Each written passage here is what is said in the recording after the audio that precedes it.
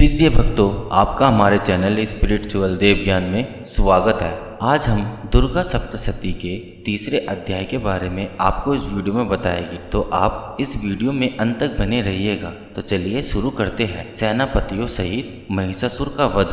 महर्षि मेधा ने कहा, महिषासुर की सेना नष्ट होती देखकर उस सेना का सेनापति चिक्षुर क्रोध में भरदेवी के साथ युद्ध करने के लिए आगे बढ़ा। वह देवी पर इस प्रकार बाणों की वर्षा करने लगा मानो सुमेरु पर्वत पानी की धार बरसा रहा था। इस प्रकार देवी ने अपने बाणों से उसके बाणों को काट डाला तथा उसके घोड़े व सारथी को मार दिया। साथ ही उसके धनुष और उसकी अत्यंत ऊंची ध्वजा को भी काटकर नीचे गिरा दिया। उसका धनुष कट जाने के पश्चात उसके शरीर के अंगों को भी अपने बाणों से बीन दिया। धनुष, घोड़ा और सारथी के नष्ट हो जाने पर वह असुर ढाल और तलवार लेकर देवी की तरफ आया। उसने अपनी तीक्ष्ण धार वाली तलवार से देवी के सिंह के मस्तक पर प्रहार किया और बड़े बैग से देवी की बाईं भुजा पर वार किया, किंतु देवी की बाईं भुजा तो छूते ही उस दैत्य की तलवार टूटकर दो टुकड़े हो गई। इससे दैत्य ने क्रोध में भरकर शूल हाथ में लिया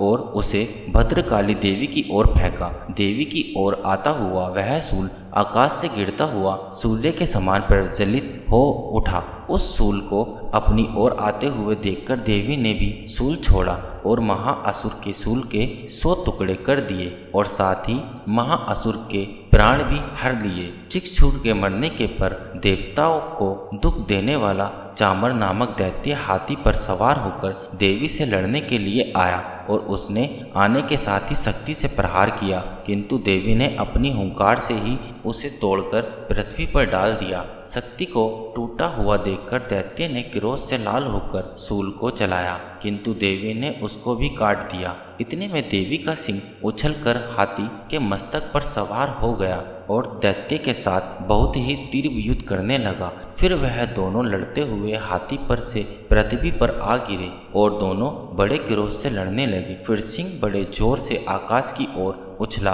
और जब पृथ्वी की ओर आया तो अपने पंजे से चामर का सिर धड़ से अलग कर दिया। क्रोध से भरी हुई देवी ने शिला और वृक्ष आदि की चोटी से उद्रक को भी मार दिया। कराल और दांतों, मुक्कों और थप्पड़ों से चूर्ण कर डाला।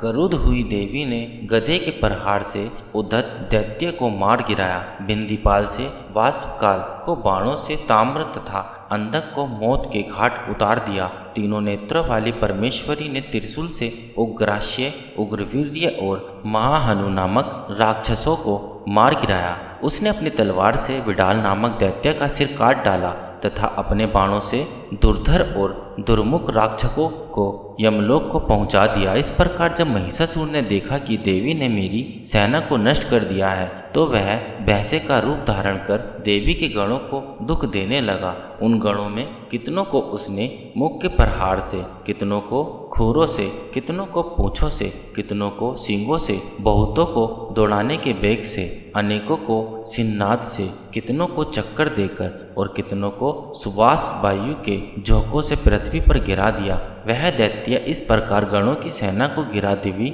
ने सिंह को मारने के लिए दौड़ा।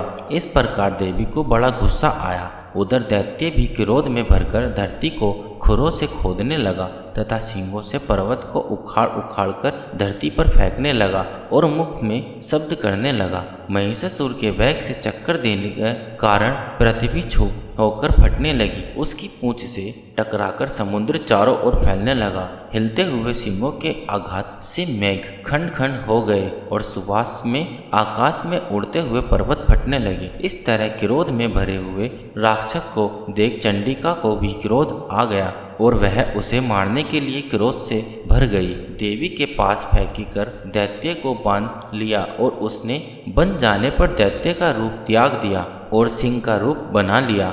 और ज्यों ही देवी उसका सिर काटने के लिए तैयार हुई कि उसने पुरुष का रूप बना लिया, जो कि हाथ में तलवार लिए हुए था। देवी ने तुरंत ही अपने बाणों के साथ उस पुरुष को उसकी तलवार ढाल सहित बीन डाला। इसके पश्चात वह हाथी के रूप में दिखाई देने लगा और अपनी लंबी सूंड से देवी के सिंह को खींचने लगा और गर्जने लगा।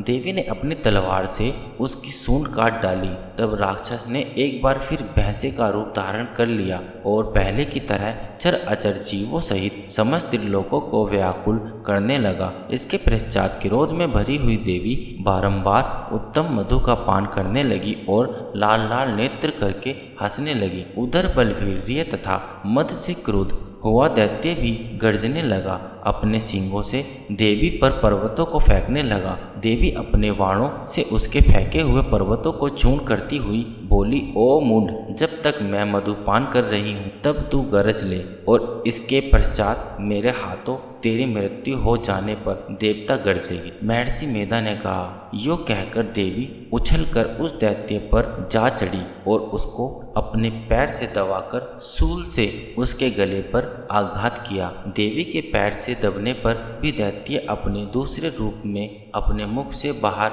होने लगा। अभी वह आधा ही बाहर निकला था कि देवी ने अपने प्रभाव से उसे रोक दिया।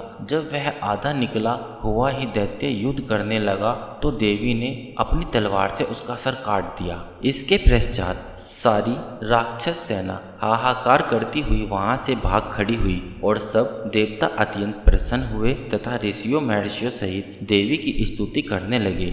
गंधर्व राजगान करने तथा अप्सराएं नृत्य करने लगी। प्रिय भक्तों, इसी के साथ श्री दुर्गा सप्तशती का तीसरा अध्याय पूर्ण हुआ। तो बोलो जय माता दी।